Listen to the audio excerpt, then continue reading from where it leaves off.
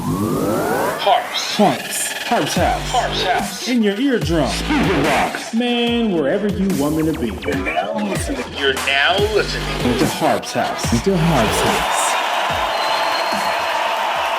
Thanks again, everybody, for tuning in to Harp's House. I'm your one and only host, Jonathan Harper. And Harp's House is a place where we just let it do what it do. We shine a spotlight on influencers, athletes, musicians, actors. And today we have a special educator in the house. I'm here with a good friend of mine. His name is Johnny Brown. He's been in education for about 13 years, and he was born and raised in my hometown, Long Beach, California. Johnny, welcome to the show. How you doing tonight, brother? Man, I'm blessed, brother. I'm blessed. Blessed to be here, man. Blessed to be talking to you, man. I'm excited. No doubt. So, yeah, tell some of the viewers, who stopped by the crib, what made you want to get into education and, empowering our youth? I would say it happened by chance. I never had any intention on working with children. I had a friend during the summer of entering college. Work for he would work throughout high school in the summers working with children. Gotcha. And he would always have these stories, like these cool little stories, like how he went on field trips and how he this and this, and he was just like, man, bro, I get paid to play, and that was what really like caught my eye. I was like, what? Okay, so you're getting paid to basically do what we already do, right? Play video games, go on trips, coach basketball, all of the things that we wanted to do growing up or talked about or anything like that. Gotcha. He was doing. So it came to pass that I needed work, and he was like, man, just come by, talk to my supervisor. And I did one day, and she was just like, you know what, just fill out an app, and we'll have the interview process, and we'll see where it goes. I got interviewed. To make a long story even longer, I got the job, and it's just been a whirlwind ever since. You know what I'm saying? It's been so much more than just taking out equipment and letting kids play. Gotcha. It's building, like, these kids actually were coming to the programs that we were offering. Right. Because they needed an outlet. They actually saw something in us that they weren't getting somewhere else. Gotcha. So that really is what like kind of gravitated me towards mentorship, leadership, community building, education now. Gotcha. So that's kind of like my starting point. So you're a graduate of Cal State Dominguez Hills, and now You're pursuing multiple teaching credentials at Cal State Long Beach. So was that like your goal going into undergrad, or that, like you said, did that kind of morph into where you are now? It definitely morphed into where I am now. I got my undergraduate in communications, media studies. Gotcha. Media studies, actually. I actually kind of wanted to do something more or less in the entertainment, journalism, that kind of world, that realm. Right. And it just didn't work out. I guess I just didn't have passion for it, but I felt like I had put in all this time with school. Let me just get this done. Let me have this paper and see where this takes me, Gotcha. Yeah, and let me just see where this takes me, and that's what it did. I didn't do anything with it. I didn't do anything with your that undergrad degree. Gotcha. That degree. Gotcha. So now, like we always say, there's a few different lanes you can travel with, like you said, education and helping kids. So bring our listeners through a typical day, that involving your life. Well, now that I am in pursuing teaching, I'm actually a day-to-day sub for the Norwalk La Mirada School District.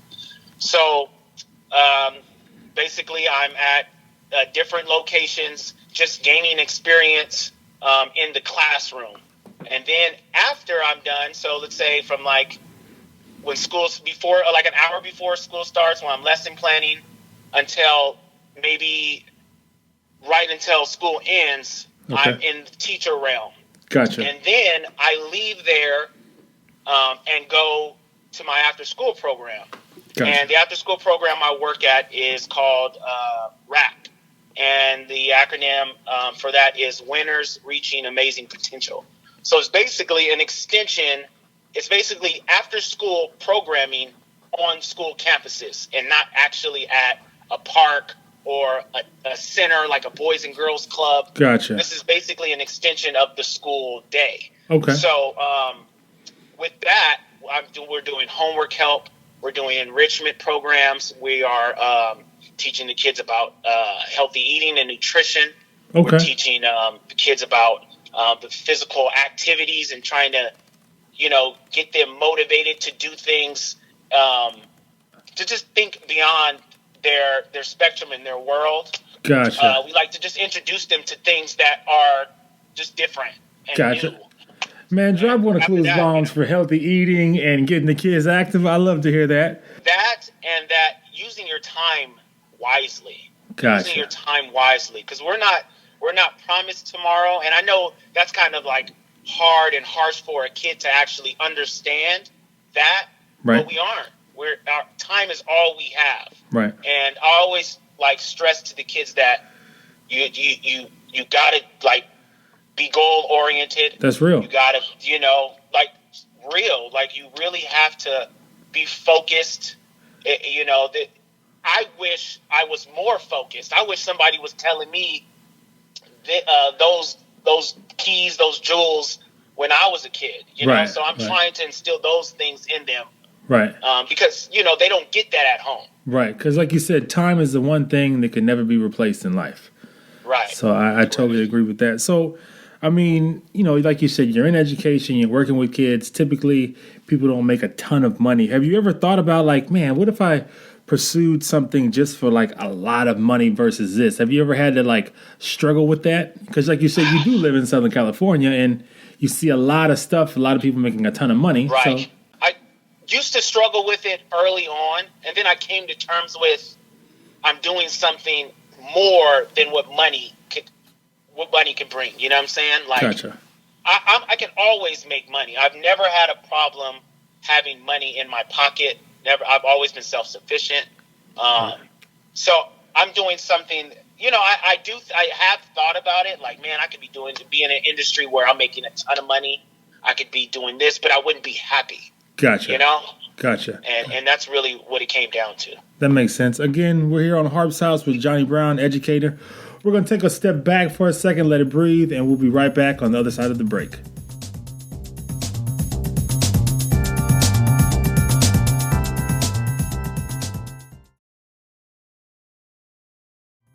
And we're back at Harp's House. Again, I'm your boy, Jonathan Harper. And again, we're here with Johnny Brown. He's an educator, one of the few, the chosen, here to try and bring our youth into a better place, 5, 10, 20 years from now.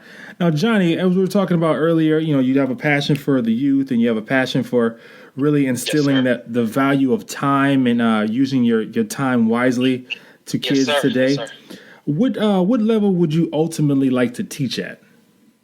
I would say 4th, 5th grade. That would be ideal for me. Just because I feel like I've worked with children of that age group, and there's still a level of influence. Gotcha. At that age, right? Because kids are so impressionable at that age still. Right. So not you don't want to deal with the teens, the high schoolers. You know what? I ran a teen center, and I feel like once you get 15, 16, it's you kind of feel like you already know everything, right? And you're just, and you know nothing, right? And it's just I don't want to deal with the attitudes, with the I'm not. I don't know. Just maybe my personality isn't suited for that. But we'll see. You'll see. I'll never know where teaching is going to take me. Gotcha. Right now, I'm focused on elementary education. But maybe someday down the line, I'll do high school, maybe college. Right. But right now, I'm hyper focused on elementary. Gotcha. I got that. I mean, I get it because I was actually a sub. I subbed here in Louisiana once in between jobs. And like you said, I dealt with kids at the elementary level, middle school, and high school. And like you said, I prefer kids in elementary school because they're much more impressionable. They listen to what you say. They get scared if you raise your voice. Yes. But high school kids, they think you can't tell them anything. They think they have all the answers, and they're so far from the answers. They have no clue. They're so clueless. So clueless. Yeah, but that's a part of growing up because, like you said, I'm sure if we go back, we had plenty of times in class when we were in high school, we just had it all figured out. And if you were fast forward, 10, 15 years, man, you would have no idea that we're in the spot we are in today, right? Right. None. I wouldn't have any idea. So yeah, if you had to identify one group that you would not want to teach, kinder, 5, 6 year olds. To be a teacher, you have to be patient. Right. You have to be patient. And I feel like I'm not that patient yet. And 5 and 6 year olds, they test your patience. Right. And I just can't do it. I've been in those classrooms, and it's just been I'm just not comfortable. I don't feel like I'm getting whatever it is I'm trying to teach across to them. It just seems like mayhem at that level. Yes, it's glorified babysitting. That's exactly what it is at kinder and first. That level is just like recommend teachers that can actually do it. Me, nope, not a chance. And just think about, like you said, the teachers who do it for 10, 20, 30 years at that same level. Right. Oh, yes. Man. Like you said, the patience level, man. Yes. God bless them. Drop one of Clues bombs for kindergarten teachers across the country because I know I could never do it. Please do. I can't either. Do you have any horror stories, like you said, in your teaching or your pursuit for education? Oh, man. Where a kid was just mad, rude, and disrespectful. I've always worked in at schools where it's in communities that are not affluent, Gotcha. And those kids are raising themselves. They That's rough, it's man. tough. It's tough. Right. It is really tough. You have to be their parent, their teacher, their brother, their sister, all of that at times. Right. So I've had children act out. I would say the worst, maybe the worst episode was maybe a kid stabbing another kid with a pencil. Oh my God! I've had kids I've had kids use the restroom when actually use pee on another student. I've had that happen. Whoa. Yes, Whoa. Yes. Drop one of Clues bombs for the kid who just decided to pee on his classmate. Like, what in the world? What happened? In the world? So could you imagine? Basically, the other kid was mad and didn't know how to express himself. No way. In the right way. So he just took it out and peed on another kid's face. And I just didn't know what to do. I I had to call the principal and I had to call the counselor because I didn't know what to do. That's not in the book. There's no training on that. You don't get trained. There's not enough training in the world to deal with something like that. Oh man, what did the teacher? What did the principal say? She handled it in a way that she was just like, okay, I will take them away. So she kind of took those two students and kind of did some intervention. And then man. We had to talk to the parents of the kid, and that kid just does have emotional issues. So gotcha. Kind of had to deal with it in that way. That the kid no longer was in the school. Gotcha, because that's not a natural reaction to deal with. That's not natural. Yeah, that's something that is a learned behavior from some trauma that they had to deal with in their lives. So man, yeah, that's crazy. Yeah. Well, that's definitely a first. I've never heard that on Harp's House or on any news station anywhere else. So that's definitely a first. Well, yes, definitely at Yes, it has happened. Hopefully, the first and last time you'll ever have to experience that in the I hope classroom. so. Definitely. I better be. Jesus. Well, you know, at Harp's House, we like to we find out a little bit about your background, where you come from, where you're headed, and then we also have like this virtual reality house that we build. Because you know, when you come out of the crib, we want to know what kind of crib you want to stay in. So on the other side of this next break, we're gonna go into Johnny Brown's house, find out a little bit about his music, his artwork taste, and some other things that make him unique. So we'll be right back, y'all.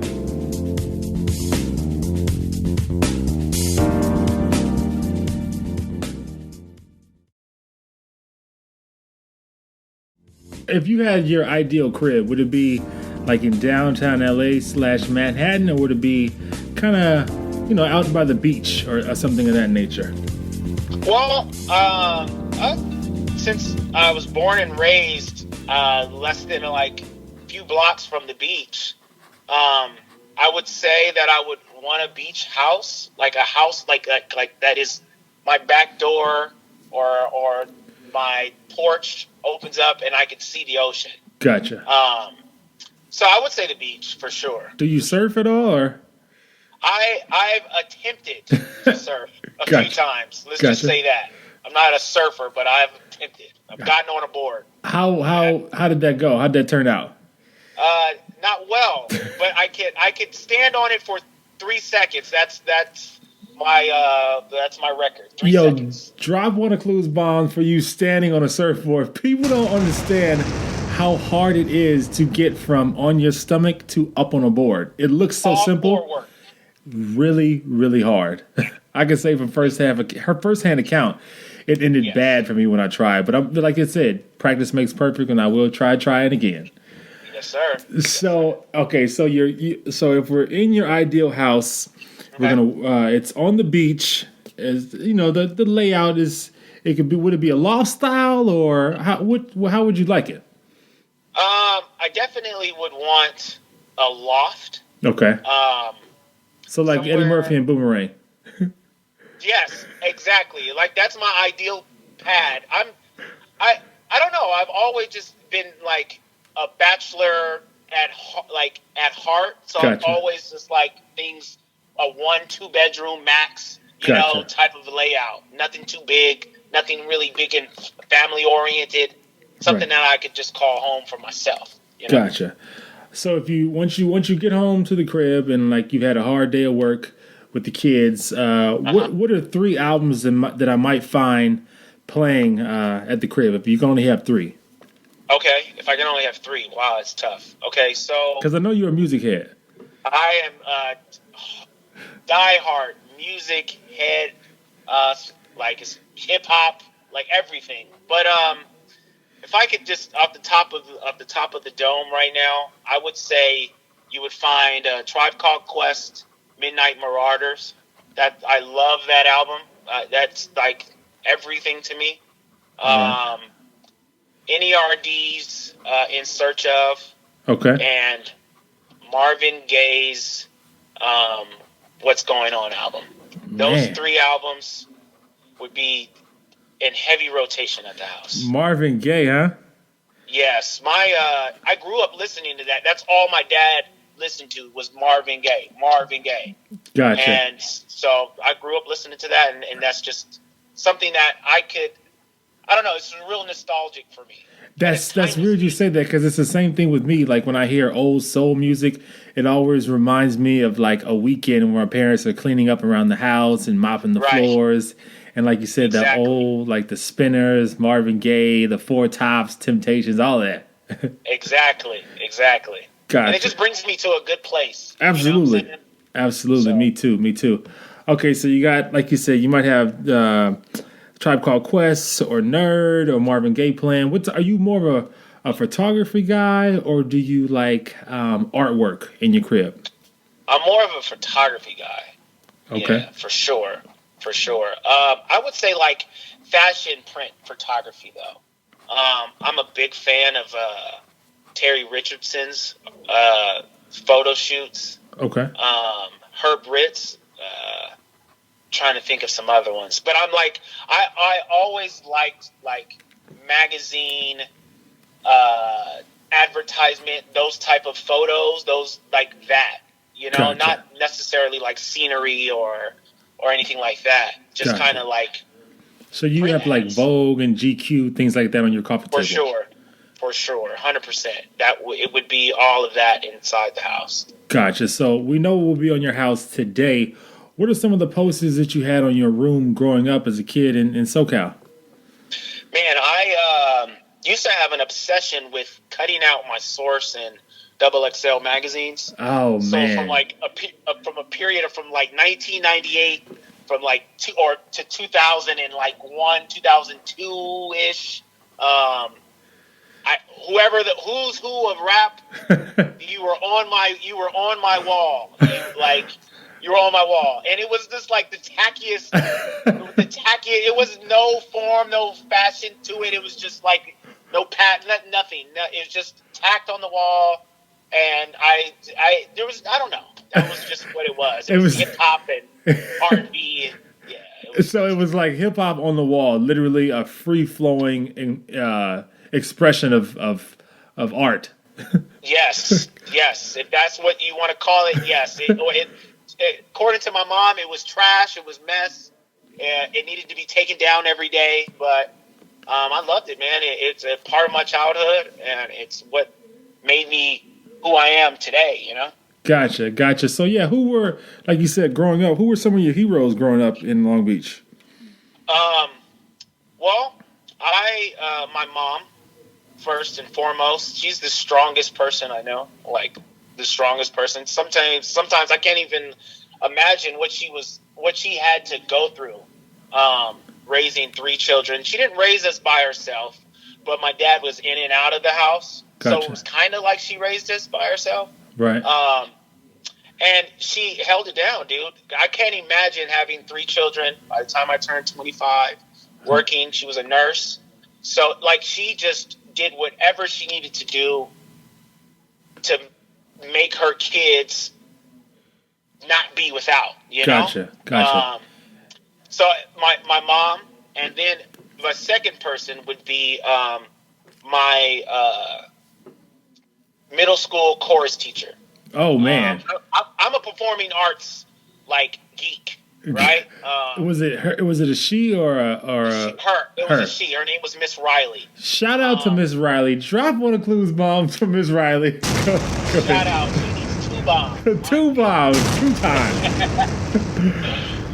Oh man, yeah. She just instilled in me confidence, and I don't know. There's so many things I could say about her. She influenced me to be who I am today. Like, I would not be who I am today if it wasn't for her. She was the nicest lady in the entire, like, the best teacher ever. Gotcha. Those two people. My mom and my middle school chorus teacher, Miss Riley.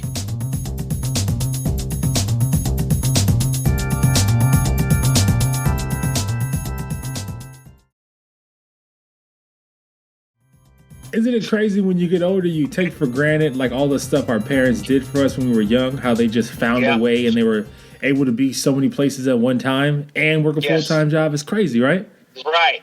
And some of us can barely work a part-time job and having to deal with school and such. Like, man, our parents, I feel like our parents' generation was just so much more, just so much stronger, more just and determined and focused and just, right. I don't know, man. Yeah. I don't know. And like you said, it was a very different time too, because it was never like, well, if this doesn't work out, I'll just find something else. Like, there was no internet. Right. It was like, you better make what you're doing work, because it didn't seem like there was that many more options in the world, because there was literally no web.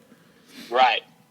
Yeah, gotcha. Well, I guess you would say, staying in that same lane, if you could be in any television family, what would it be in? Or you could give me 2. Give you 2.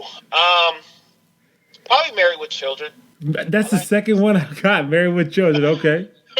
I like the dysfunctionality of the family. Okay. Probably that.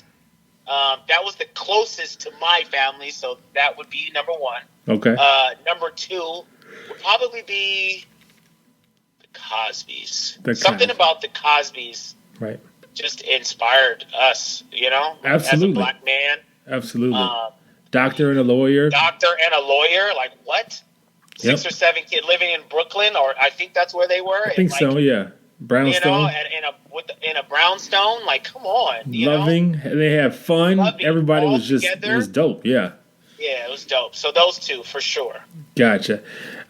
If you could tell your childhood self anything today, going back like, let's say 25, almost 30 years, what would you tell your childhood self today? Do what you love. Do what you love, man, because find that passion early on.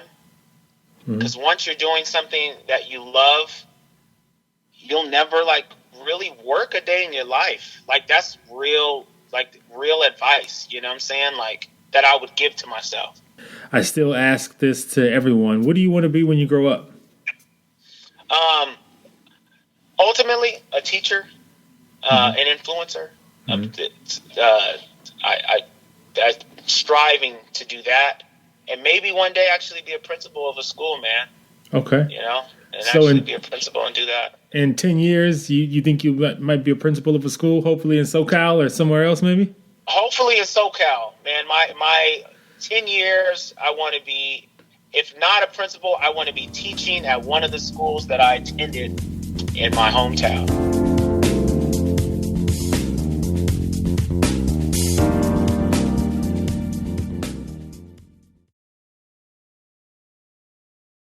We're back at it once again with Johnny Brown, an educator from Southern California, trying to make a difference in the youth, the people who matter the most in our society. Now, JB, Yes, sir. what's the best advice you received growing up? I kind of said it a little bit earlier, but that time is more valuable than money. You can get keys. more money, but you can't get more time. Right. That was the best piece of advice I probably got early on in life. Gotcha. Sure.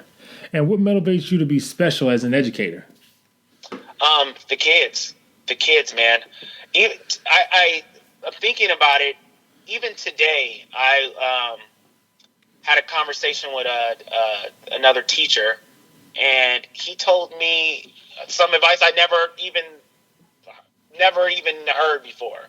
And it was, if you're bored, more than likely the kids will be bored. So do something that you will enjoy.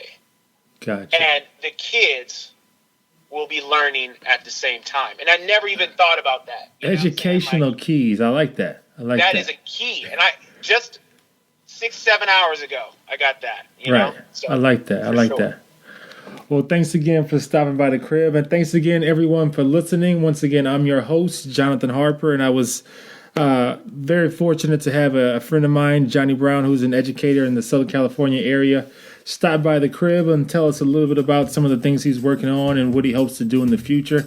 And again, if you want to shout me out, send my stuff out there. Again, you're listening to Harp's House. That's harpshouse.com. Feel free to email me. That's harpshouse1@gmail. Tweet me. Or you can also send me a message on Instagram or Snapchat. I am Harper, just like I am Diddy. I am Harper across the board on all social media. Again, thanks everyone for listening, for following, and I encourage everyone to be great and follow your heart. God bless.